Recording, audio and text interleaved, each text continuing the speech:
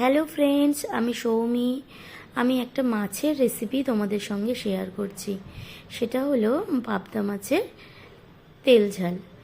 এই পাবদা মাছটা একটু বড় সাইজেরই ছিল। আর ভাজার আগে আমি মাছটার গায়ে একটু তেল মাখিয়ে নিয়েছি। তেলটা মাখিয়ে নেওয়ার ফলে মাছটা একটু ফাটে কম। মাছটা আমার ভাজা হয়ে গেছে দুদিকটাই লাল করে। তারপর তেলের মধ্যে কালো জিরে ফোড়ন দিয়ে আমি টমেটো কুচি দিয়ে দিচ্ছি। এটা কোনো পেঁয়াজ দিয়ে রান্নাটা আমি করছি না, শুধু টমেটো দিয়ে আমি ঝাল করছি।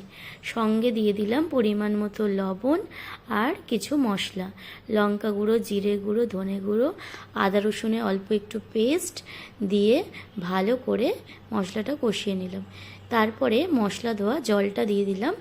দেওয়ার পরে যতটা পরিমাণে জল লাগবে তারপর দিয়ে দিচ্ছি মাছ ভাজাগুলো। এবার ওপর থেকে কাঁচা লঙ্কা, ধনেপাতা ছড়িয়ে দিলাম।